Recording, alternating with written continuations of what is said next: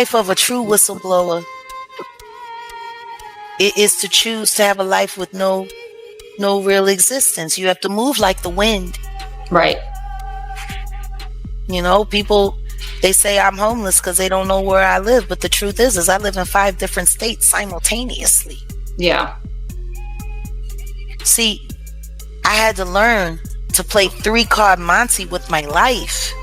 Yep. Now, you might get all my addresses, but you're just going to have to figure out when I'm there. Exactly. But you have to think like that. Your life is constant contingency. And then the people that they pay to come into your life. Mm-hmm. Truth is there's nobody that comes in my life that doesn't go through a very, very, very rigorous vetting process. I gotta. Right. You got bad credit, we can't be friends. If you're in debt, we can't be friends. If popularity is what you're interested in, we can't be friends. Because see, these are all things that can be used to manipulate you. You got sick family members, I'ma pray for y'all from afar. Because you do anything to save their life, and the people that want me will pay. You could tell something was on Jaguar Wright's mind as she sat down for the interview. Her tone was composed, but her eyes communicated a different narrative, one full of grief, bewilderment, and years of suppressed emotion. Her voice trembled as she discussed her past and relationship to the business. She struggled to keep her composure, but as she mentioned Diddy's name, her resolve crumbled. This wasn't just about hearsay or gossip, someone had hit a breaking point. Emotionally. You could feel it in every pause, breath, and look she gave the camera. Then came the words that stopped everyone, "Please help me," not for attention, but out of desperation. You could see she wasn't just speaking for herself, but for all artists who had ever been forgotten, exploited, or silenced. Like, she's really taking this, don't ask, don't tell too far. And she ain't never been in the military. Well, she is a snake. Like, there's no bigger snake than Oprah. Because I cover Michael Jackson. I'm curious your thoughts. I believe Michael Jackson's actually innocent. I've been doing a whole documentary. Although Michael Jackson is innocent, they targeted him. And for her to play in his face while he was alive, those boys to discredit him, and then her to bring it back right after he passed away. The way she did Luther Vandross when he passed away. The way she just exploited him laying in that bed. The way she did, the way she does the way she's doing Taraji P. Henson. I think she should be tried in the court of public opinion for what she's doing to poor Fantasia. Jaguar described what it felt like after she started telling her truth openly, and it wasn't pretty. She said people who once backed her suddenly disappeared, messages stopped, projects were cancelled, and doors that were once wide open slammed shut with no explanation. "I thought speaking the truth would set me free," she admitted, "but it only made me feel more trapped." What's even more upsetting is that she didn't sound angry, she sounded tired of being painted as the problem. I think it's getting a little too late for those who are complicit. That some were doubting you. Did you ever question, am I on the right path? I didn't question that. Still don't. Never will. God leads me to do everything I do. Everyone knew he was the devil. He's been the devil for 30 years. He's been covered and protected by not only Clive Davis, but Lucian Grange. He was selected to be the demon that he is, to keep the culture in line so the industry could continue to rape it. Stevie J should be charged. Mary J. Blige should also be charged. Jennifer Lopez should definitely be charged. Should I keep going? You're hitting it off. Jay-Z should be charged. Khaled should be charged. Rick Ross should be charged. Usher should be charged. Jaguar Wright was out there yelling and screaming, "Monster, monster, monster, monster." And everybody kept saying, she's lying, she's lying, she's lying. Meanwhile, the monster is, where's the baby oil and the butt plug? Let's go! As the questioning became more severe, Jaguar couldn't hold back any longer. Her voice cracked, her hands began to shake, she bowed her head, and she began to cry, not for pity, but because she was reliving memories she had never really recovered from. I've kept this within for so long, she mumbled. The interviewer stayed silent, allowing her to feel whatever she needed to feel, and that stillness conveyed more than words ever could. Watching her break down on video was more than simply emotional, it was striking because it showed the cost of truth. Not everyone who speaks out seeks revenge, some simply want peace. Jaguar didn't need to mention names to make her point, her cries and effort to breathe through the pain spoke it all. God. He's terrified. He's losing confidence everywhere. But the only confidence he's worried about keeping secure are those white boys. I'll tell you who I believe is on the tapes. I believe Barack Obama got a tape. Yeah, he playing hide the hot dog. I know Jennifer Lopez has multiple tapes. Oh, yeah. Oof. I know Beyonce got a tape. I definitely know they probably recycled some old Stevie J and Eve stuff. I know Drake got a tape. I know Rihanna got a tape. I know Chris Brown's on one of them tapes. I know Trey Songz has been like a supporting actor in many freak-off films. Definitely Usher. I think what would shock people are the politicians and the royals that were on that tape. And I'm still trying to figure out when Harry and Meghan are going to be honest about their freak-off tape. Yeah. I don't think anybody really wants to talk about the fact that the royal family had many times at Diddy party, especially that weirdo uncle. Stevie J should be charged. Mary J. Blige should also be charged. Jennifer Lopez should definitely be charged. Should I keep going? I mean, you're hitting it off. Jay-Z should be charged. Khaled should be charged. Rick Ross should be charged. Usher should be charged and tried with him. Jaguar opened up about feeling watched, followed, and even attacked after coming forward. She said, things started happening that didn't feel like accidents anymore.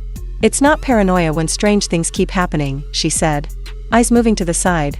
She wasn't making wild charges, she was explaining how fear slowly creeps in when you've shared something others want buried.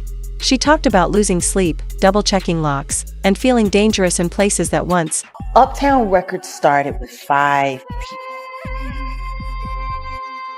Andre Harrell, I'll Be Sure, Heavy D, and Puffy. And Kim was the longest working employee because she was there from the very beginning. She was Andre's personal assistant. Mm. Kim is dead. Heavy D is dead. Andre Harrell is dead.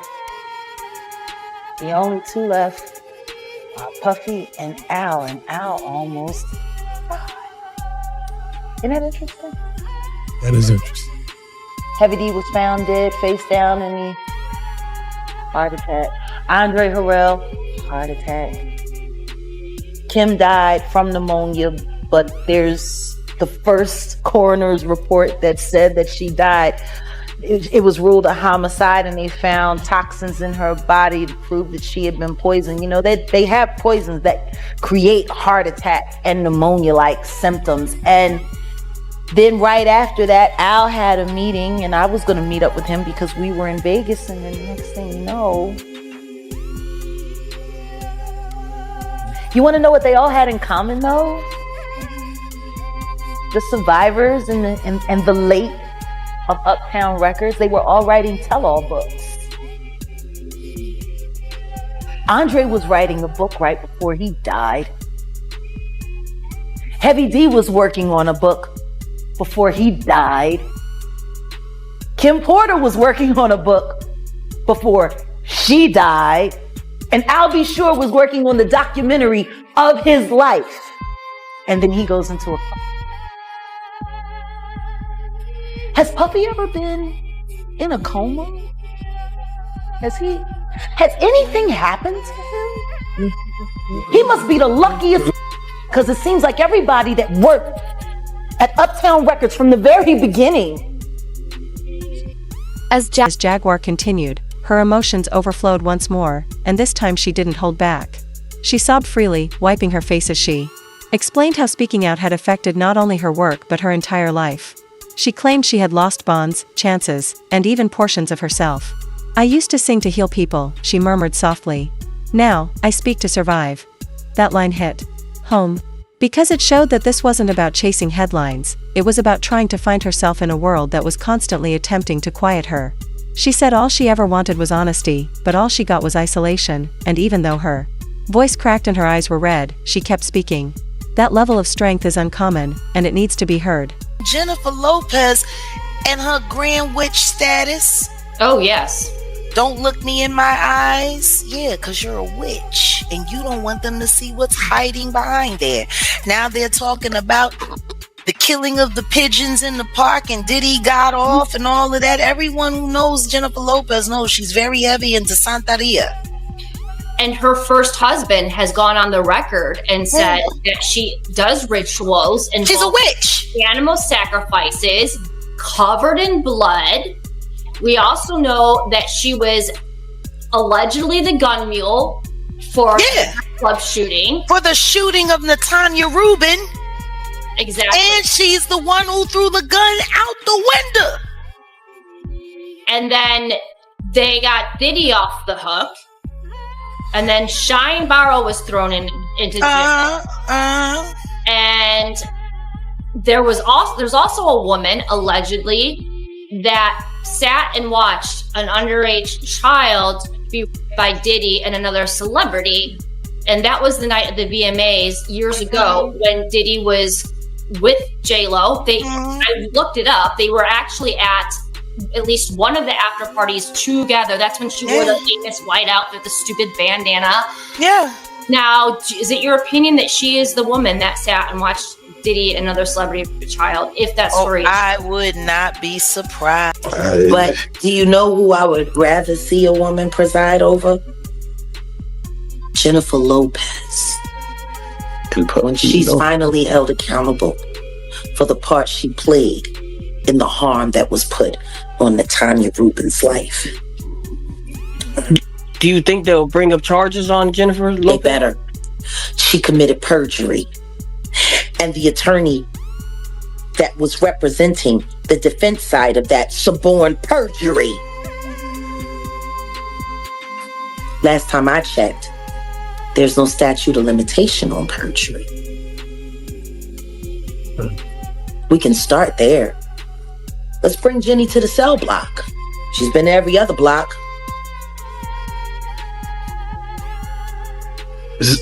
Sometimes they'll open up a case to bring light on other cases. Do you feel the Shine, the club night with him and Jennifer Lopez will come back? Jaguar made it clear that this isn't about a single man. It's about an entire system that permits quiet, manipulation, and terror to thrive behind the scenes. It's not just Diddy, it's the culture around him, she added. She discussed how the music industry praises the gleaming surface while ignoring the deep scars beneath. She elaborated, artists are often treated like property, used and discarded when they stop playing along. It was a bold statement, but the emotion behind it was too strong to ignore. Jaguar wasn't trying to bring anyone down. She was trying to raise the curtain, and when someone has the guts to say, "I can't do this quietly anymore," we owe it to them to listen. Insider information on Diddy and Kevin Hart's involvement. I know this because I was on a TV show with a girl who was actively dating Diddy at the time. There I am. A quick Google search will tell you who she is. This girl was paparazzied with Diddy back in 2022-2023. Obviously, the cast was concerned about her because the Cassie lawsuit just dropped before filming. Now, the first week of filming just had to be Valentine's Day. Now, Diddy's girl got a very expensive bouquet of flowers delivered on Valentine's Day, but she refused to tell anybody who it was from. It's a reality show, so obviously drama went down. Diddy's girl decided to leave the house for a week. So my girl and I decided to break into her room to redecorate it for show purposes. Just playing along with the drama of the show, we were shocked by what we found. Bros, there's no way. Bro.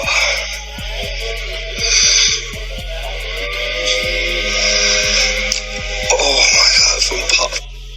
The flowers were from Diddy. Love, Puff. This sent my girlfriend into a spiral. As a woman, she was terrified that Diddy had our address. She let the girl know how she felt and put the card back where she found it. The girl told Diddy what happened, and then Diddy threatened production. So the Diddy girl started screaming at my girlfriend, saying that Diddy was going to sue her because of what she wrote on the note. Worried that we were all going to discuss this sick shit that he was doing on our TV show. The fact that he wanted to silence a girl that he doesn't even know for writing on a note is absolutely insane. Production then pulled every cast member aside and instructed us to no longer have any Diddy conversation for the duration of the show. Diddy threatened to bankrupt our TV show and my girlfriend. We thought it ended there, right?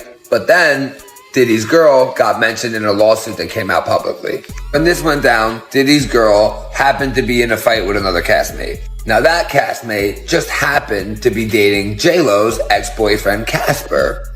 Diddy's girl was scared that the other castmate was going to use this Diddy stuff against her during their fight. So she decided to make a call to guess who? Kevin Hart.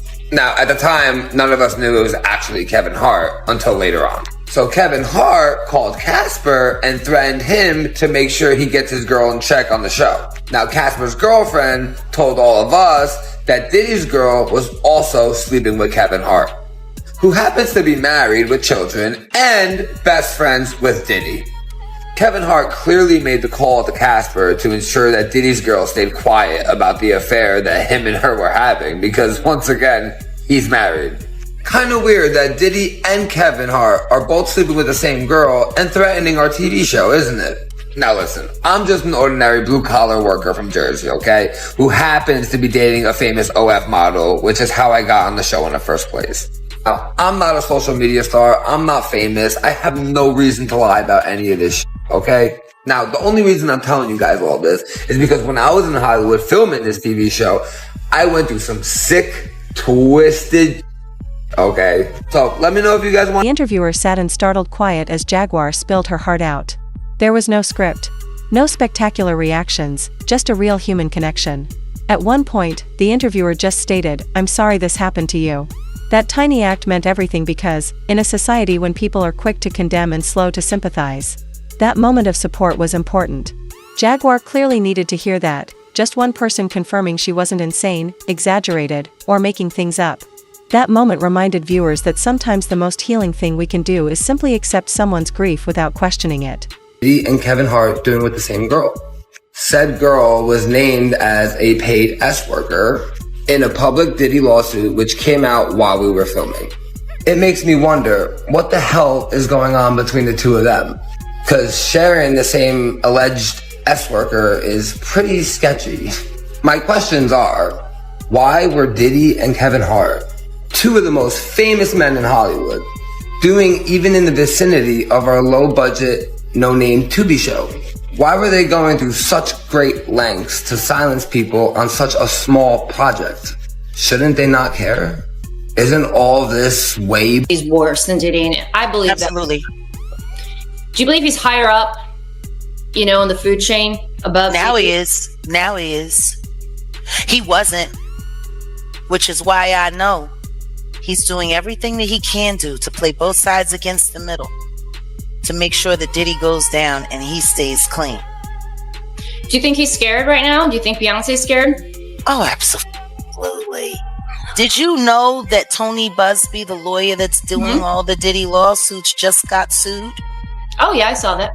By a prominent figure. They're trying to make everybody believe it's Kevin Hart. But the funny thing is, the lawsuit that's suing Tony Busby, Spiro is partner. And Alex Spiro is Jay-Z's personal lawyer. Oh, so it's probably Jay-Z then that's doing the suing. Of course they'd use Kevin's name. But it ain't Kevin. Why is Alex Spiro popping up everywhere? He got Alex. He got Alec Baldwin off of a crime he didn't commit, and everyone is heralding him to be this amazing lawyer. He's not an amazing lawyer. It was a stacked deck, and he knew when to pull the right card to make it look like everything went away. But the truth is, Alec Baldwin was a patsy to cover up for why they actually had that